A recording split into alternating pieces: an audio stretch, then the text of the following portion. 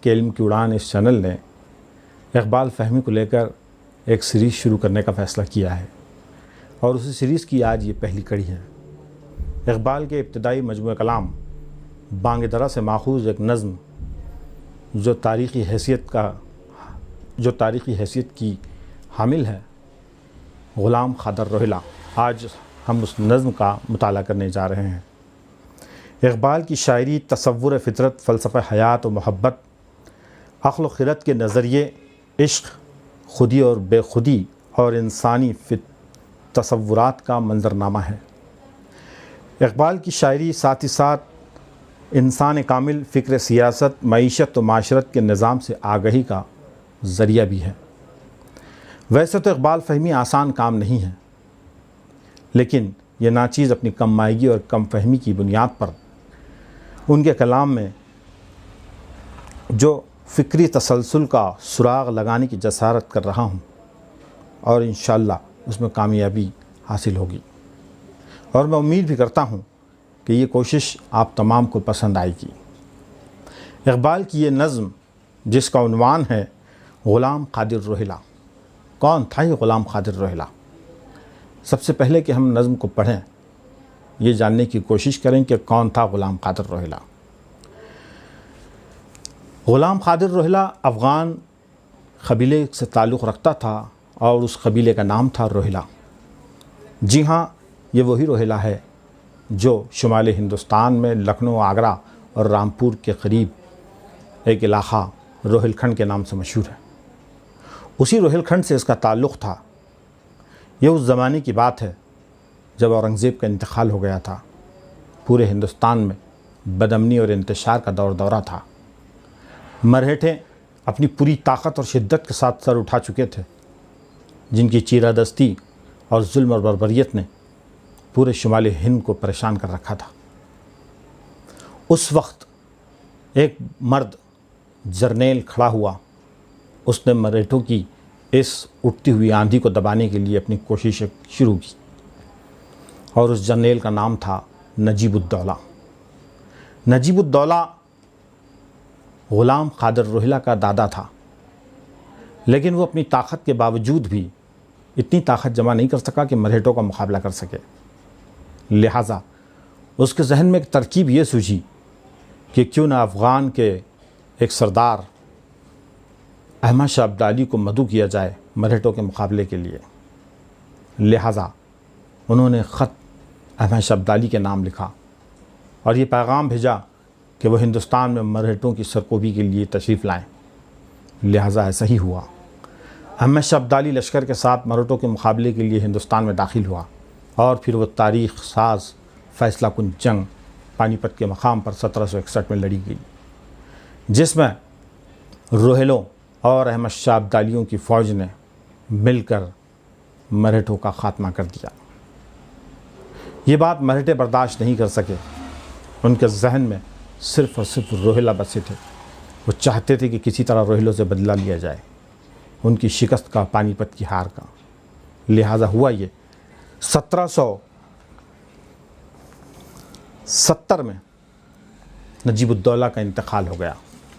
یہ بات مرہٹوں کے لیے بہت خوشی کی تھی۔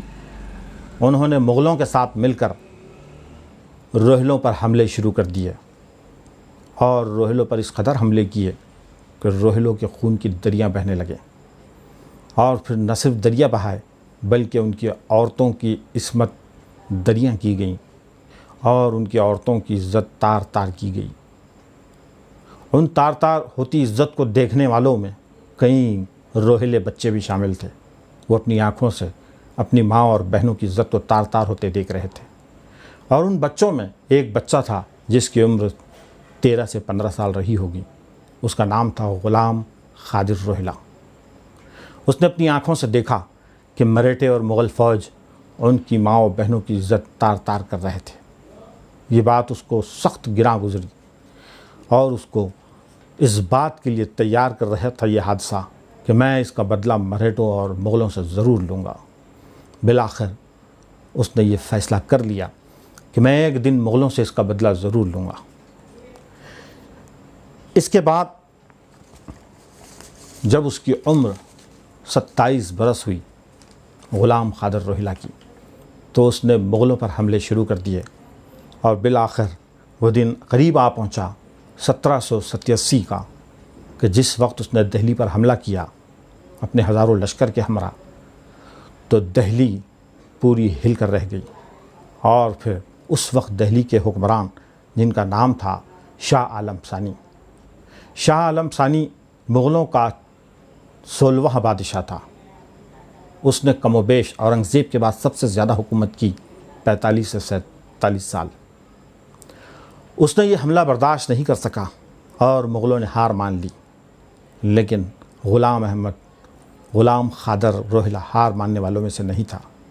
اس نے جنگ کے میدان میں مغلوں کو ہرا تو دیا، لیکن وہ چاہتا تھا کہ میں قلعے کے اندر فوجیں لے کر جاؤں، لہٰذا ایسا ہی کچھ ہوا۔ اس نے 30 جولائی کو دہلی کے لال قلعے میں اپنی دستک دی، لیکن قلعے کی دیواروں کو ٹس سے مس نہیں کر سکا۔ بالآخر اس نے ایک خط شاہ عالم ثانی کے نام بھیجا کہ میں آپ سے ملاقات کا متمنی ہوں، آپ مجھ سے قطعی گھبرائے نہیں، اور یہ واسطہ دیا کہ میں قرآن مجید کی قسم کھاتا ہوں میں تمہاری جان کو بخش دوں گا۔ لہٰذا اسی یقین پر، قرآن مجید کی اس قسم پر مغل بادشاہ کو یقین آ گیا اور اس نے قلعے کے دروازے کھول دیے۔ 2000 لشکر کی حملہ غلام قادر روہیلا داخل ہوا۔ اس نے داخل ہوتے ہی بہادر شاہ ثانی سے ایک بڑی رقم کا مطالبہ کیا اور کہا کہ مجھے ایک بڑی رقم کی ضرورت ہے، وہ مجھے پیسہ دے دے۔ شاہ عالم ثانی نے وہ روپیہ دینے سے انکار کر دیا اور کہا کہ میرے پاس جتنا پیسہ تھا میں نے وہ تمہیں تمام کا تمام دے دیا، لیکن یہ بات غلام قادر ماننے والوں میں سے نہیں تھا۔ اس نے ظلم اور بربریت شروع کر دی۔ مسلسل 10 دنوں تک پورے قلعے کو کھنگالا گیا، لیکن اس قلعے میں سے اتنی کوئی معقول رقم ان کے ہاتھوں میں نہیں آئی جتنی کہ غلام قادر چاہتا تھا۔ بظاہر تو وہ رقم وصول کرنا چاہتا تھا، لیکن اس کے ذہن کے تمام گوشے یہی بات بیان کر رہے تھے کہ اسے بدلہ لینا ہے، وہ بدلہ جو اس نے اپنی ماں و بہنوں کے ساتھ ہوتے دیکھا تھا۔ اس کے ذہن و گمان میں پورا وہی خون دوڑ رہا تھا، لہٰذا اس نے حکم دیا اس کے سپاہیوں کو کہ دیوان خاص میں جب بادشاہ تشریف لائیں تو اسے لات مار کر گرا دیا جائے۔ لہٰذا وہ دیوان خاص جس کو شاہ جہاں نے بڑی چاؤ کے ساتھ، بڑی تمناؤں کے ساتھ بنایا تھا، وہی دیوان خاص جس میں شاہ جہاں اور اورنگزیب جیسے عظیم الشان حکمرانوں نے ہندوستان کے فیصلے کیے، آج انہی کی اولاد اسی دربار میں ٹھوکریں کھا رہی تھی۔ وہ دربار اتنا خوبصورت تھا کہ شاہ جہاں نے اس پر ایک فارسی کا شعر کندہ کروایا تھا۔ وہ شعر یوں تھا کہ اگر فردوس بروئے زمیں است، اگر فردوس بروئے زمیں است، ہمیں است، ہمیں است و ہمیں است، یعنی کہ اگر روئے زمین پر کہیں پر فردوس بری ہیں، جنت الفردوس اگر روئے زمین پر کہیں ہے تو وہ یہی ہے، یہی ہے، یہی ہے۔ لیکن دیکھیے کہ شاہ جہاں کے وارث وہاں پر ٹھوکریں کھانے لگے۔ غلام قادر روہیلا کے فوجیوں نے اسے لاتوں سے زمین پر گرا دیا، اور نہ صرف زمین پر گرایا بلکہ غلام قادر کے حکم پر شاہ عالم ثانی کی آنکھوں میں سوئیاں ٹوچی گئی۔ وہ چیختا چلاتا رہا، پورے قلعے کی دیواریں کانپنے لگیں، پورے حرم میں آہ و بکا شروع ہو گیا، لیکن وہ آہ و بکا سننے والا کوئی نہیں تھا۔ شاہ عالم ثانی چیختا رہا، اس کی آنکھوں میں سوئیاں ٹھونس دی گئیں۔ سوئیاں ٹھونسنے کے بعد جب غلام قادر روہیلا اس کے قریب گیا تو غلام قادر نے اس سے پوچھا، بادشاہ کیا تمہیں اب کچھ نظر آ رہا ہے؟ تو اس پر شاہ عالم ثانی نے ایک جملہ کہا جسے سن کر غلام قادر بوکھلا گیا۔ اس نے کہا کہ ہاں، تمہارے اور میرے بیچ مجھے ایک چیز نظر آ رہی ہے۔ غلام قادر نے کہا کہ کیا نظر آ رہا ہے؟ اس نے کہا کہ تمہارے اور میرے بیچ قرآن مجید نظر آ رہا ہے۔ اس نے اس کو وہ یاد دلایا کہ جس وقت وہ دروازہ کھول رہا تھا تو اس نے قرآن کے واسطہ دے کر دروازہ کھلوایا، لہٰذا اسی کی طرف اشارہ کیا۔ غلام قادر نے وہ اپنا خنجر نکالا اور اس سوئیوں سے بھری آنکھ میں ٹھونس دیا اور دونوں آنکھیں اس کی نکال لی گئی۔ تو یہ تھا غلام قادر کا وہ دردناک واقعہ جس کو علامہ اقبال نے اپنی اس نظم میں پیش کیا۔ اس نظم میں پیش کیوں کیا، اس کے کیا مقاصد تھے اور اس نظم کی وضاحت کیا ہے، اس کو ہم دیکھیں گے۔ تو آئیے ہم ایک کے بعد ایک ان تمام اشعار کو سمجھنے کی کوشش کرتے ہیں۔ غلام قادر نے صرف وہی نہیں کیا، آنکھیں نکالنے کے بعد حرم کی تمام شہزادیوں کو جمع کیا اور وہاں پر بادشاہ کے تخت پر بیٹھا اور وہ خنجر ٹیبل پر رکھ کر سونے کا ڈھونگ کیا اور حکم دیا کہ شہزادیاں میرے سامنے رقص کریں گی، ناچیں گی۔ لہٰذا تاریخ نے یہ بھی دیکھا کہ غلام قادر کے حکم پر وہ مغلوں کی شہزادیاں جس کو آج تک کسی نے نہیں دیکھا تھا، وہ غلام قادر کے سامنے ناچ رہی تھی۔ غلام قادر کی آنکھ لگ گئی۔ جب اس نے آنکھ کھولا تو اس نے کہا کہ یہ تمہاری مری ہوئی غیرت کی علامت ہے کہ میں نے خنجر تمہارے سامنے رکھا اور سونے کا ڈھونگ کیا، لیکن تمہارے اندر سے کسی ایک عورت کی بھی مجال نہیں ہوئی کہ اسی خنجر سے میرا گلا کاٹ دیتی۔ لیکن افسوس، میں جس امید سے یہاں بیٹھا تھا وہ امید میں ناکام رہا، اور اب تمہیں اس ملک پر اقتدار کرنے کا کوئی اختیار نہیں ہے کہ جس قوم میں حمیت اور غیرت مر جاتی ہے اسے اقتدار کرنے کا کوئی اختیار نہیں ہوتا۔ تو آئیے دیکھتے ہیں کہ وہ نظم کیا تھی اور اس نظم میں اقبال نے کیا بات بتانے کی کوشش کی۔ یہ برصغیر کی تاریخ کا سب سے دردناک واقعہ ہے۔ اقبال نے لکھا، اس نظم کے اندر 13 اشعار ہیں اور ان 13 اشعار میں پورا درد اور کرب محسوس کریں گے آپ تاریخ کے ان اوراق کا۔ روہلا کس قدر ظالم جفا جو کینہ پرور تھا، نکالی شاہ تیموری کی آنکھیں نو کے خنجر سے، دیا اہل حرم کو رقص کا فرما ستمگر نے، یہ انداز ستم کچھ کم نہ تھا آثار محشر سے۔ یہ دیکھیے کہ روہلا کس قدر ظالم تھا، جفا جو تھا، یعنی کہ سفاک تھا، کتنا اس کے اندر کینہ تھا، نفرت تھی، نفرت کی آنکھ تھی۔ نکالی شاہ تیموری کی آنکھیں نو کے خنجر سے۔ تیموری کی آنکھیں، کون ہے تیموری؟ مغلوں کا وہ سہلوا بادشاہ جس کو ہم نے ابھی پڑھا سمجھا، شاہ عالم ثانی۔ اس کو تیموری کیوں کہا گیا؟ حالانکہ وہ مغل تھا، منگول سے بنا، منگول ہی تھا وہ لفظ، لیکن عربی میں جب داخل ہوا تو عربی میں گاف نہیں ہونے کی وجہ سے منگول کو مغل پڑھا گیا۔ لیکن یہاں اقبال نے پوری نظم میں تیموری لفظ استعمال کیا ہے اور اس نظم میں 4 مرتبہ لفظ تیموری استعمال ہوا ہے۔ تیموری لفظ استعمال اس لیے ہوا ہے، یہ امیر تیمور کی نسل سے تھے، یہ جو مغل تھے یہ امیر تیمور کی نسل سے تھے اور انہیں اس بات پر ہمیشہ فخر رہا ہے۔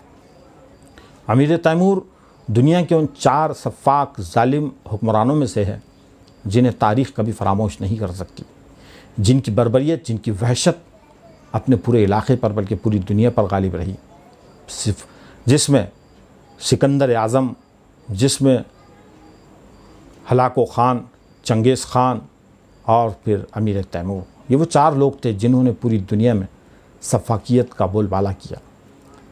تو وہ نسل کے لوگوں کو، ان کے خاندان کو ایک معمولی سا افغانی جن کی عورتوں کو نچا رہا ہے، جن کے بادشاہوں کو، شہزادوں کی آنکھیں نوچ رہا ہے اپنے خنجر سے، تو اس لیے یہ لفظ مغل بھی استعمال ہو سکتا تھا، لیکن اقبال نے یہاں پر چنگیزی کا لفظ استعمال کیا ہے، گویا یہ کہ ان کے رعب اور دبدبے کو یہ لفظ بیان کرتا ہے کہ اتنی شان و شوکت والے کس قدر ذلیل ہو رہے تھے۔ نکالی شاہ تیموری کی آنکھیں نو کے خنجر سے، دیا اہل حرم کو رقص کا فرمان ستمگر نے، رقص کا فرمان دیا، ناچنے کا حکم دیا۔ یہ انداز ستم کچھ کم نہ تھا آثار محشر سے، اور یہ جو ناچنے کا حکم ملا تو یہ محشر کے میدان سے کچھ کم نہیں تھا۔ بھلا تعمیل اس فرمان غیرت کش کی ممکن تھی، شہنشاہی حرم کی نازنیان سمن برس سے، وہ جو گوری خوبصورت شہزادیاں تھیں ان سے یہ عمل ہونا ممکن نہیں تھا، لیکن یہ عمل ہو رہا تھا۔ بنایا سامان ترب بے درد نے ان کو، नेहा था हुस्न जिनका चश्म महर व माँ व अख्तर से। उन औरतों को नाचने का हुक्म मिला और उनको नाच कर उसने अपना सामान तर्ब बनाया, खुशी का सामान बनाया। नेहा था, छुपा हुआ था, हुस्न जिनका चश्म महर व माँ व अख्तर से। वो ऐसी पाकबाज औरतें थीं जिनको आज तक सितारों, सैयारों, चाँद और सूरज ने नहीं देखा था। आज वो एक मामूली सिपाही के सामने नाच रही थी।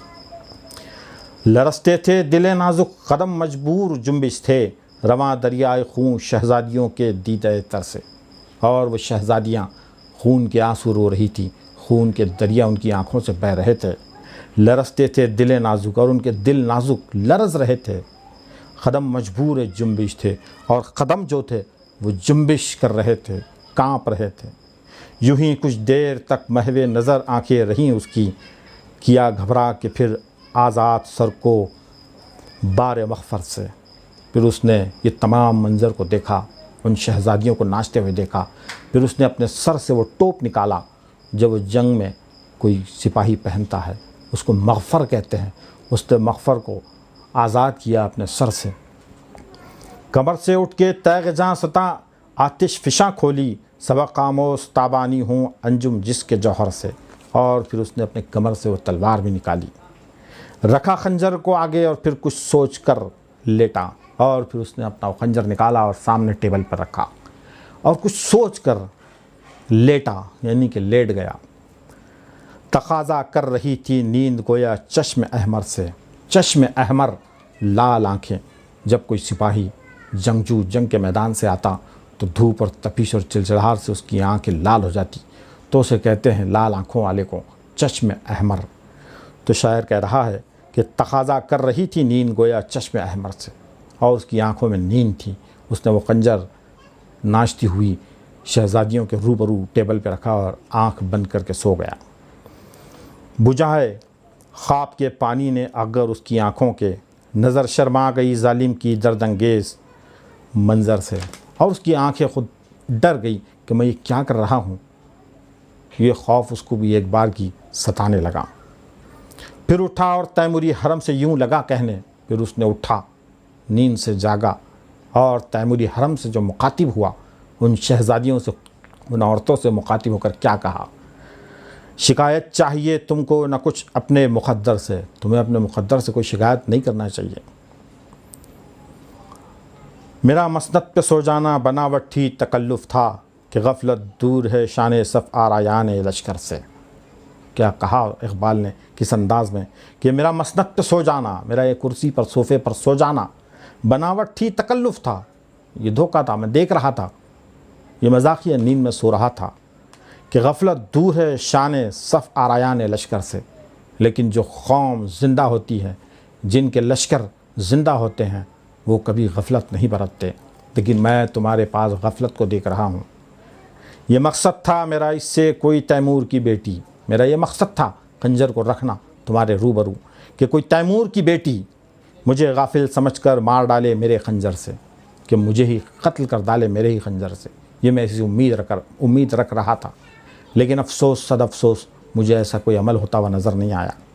मगर ये राज आखिर खुल गया सारे ज़माने पर, हमीयत नाम है जिसका गई तैमूर के घराने से। हमीयत नाम है जिसका गई तैमूर के घराने से। इकबाल का ये शेर इंतहाई अहम माना जाता है, और उन्होंने ये जो शेर बयान किया है, ये शेर दानाए राज कहता है कि उन्होंने एक बहुत ही बड़ा राज यहाँ पर खोला है। और क्या राज खोला है कि जो कौमें ज़िंदा होती हैं, जिनके अंदर हुर्रियत का पास होता है, इज़्ज़त और लाज होती है, वो कभी भी ऐसी हरकत नहीं करती। और जो ऐसी हरकत करता है, तो यहाँ पर नज़र आ रहा है उसने फिर एक बार तैमूरी घराने को निशाना बनाते हुए कहा कि हमीयत नाम है जिसका गई तैमूर के घराने से। मैं देख रहा हूँ कि जो हमीयत मुझे नज़र आनी चाहिए थी ख़वातीन में, वो नज़र नहीं आई।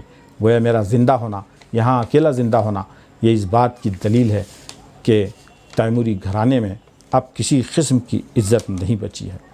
तो ये थी इकबाल की नज़्म जो उन्होंने यहाँ पर बयान की है। ये नज़्म इस बात की अक्कासी करती है कि जो कौम गैरत और इज़्ज़त से खाली हो जाती है, उनकी ज़िंदगी में उनका मुक़द्दर यही बन जाता है کہ وہ ایسے حادثوں سے آئے دن دوچار رہے۔ یہ نظم اس بات کی بھی غماز ہے، اس بات کی طرف اشارہ دیتی ہے کہ جو قومیں اپنی طاقت کو کھو دیتی ہیں، جو قومیں اپنی عسکری قوت کو تباہ و برباد کر دیتی ہے، جو قومیں اپنی پوری توجہ طرب میں اور عیش و عشرت میں گنوا دی ہیں، وہ قومیں کبھی ترقی نہیں کر سکتی، وہ صرف زمانے بھر کی ٹھوکریں کھا سکتی ہے اور وہ صرف ظلم کا شکار ہو سکتی ہے۔ اور یہ پیغام بھی اس نظم کے حوالے سے ہمیں ملتا ہے کہ جس کسی کو اقتدار ملتا ہو وہ اقتدار کے نشے میں اس قدر بھی نہ گزر جائے کہ وہ یہ بھی نہ محسوس کر سکے کہ ظلم کس حد تک جا رہا ہے۔ تو یہ دونوں پیغام یہاں پر ہمیں ملتے ہیں، اور میں سمجھتا ہوں کہ اس نظم کو سمجھنے میں ہم نے پوری کوشش کی اور یہ نظم ہم کو سمجھ میں آ گئی ہوگی۔ بس آخر میں مظفر رزمی کا یہ شعر کہہ کر اپنی جگہ لوں گا اور بات کو ختم کروں گا کہ یہ جبر بھی دیکھا ہے تاریخ کی نظروں نے، یہ جبر بھی دیکھا ہے تاریخ کی نظروں نے، کہ لمحوں نے خطا کی تھی اور صدیوں نے سزا پائی۔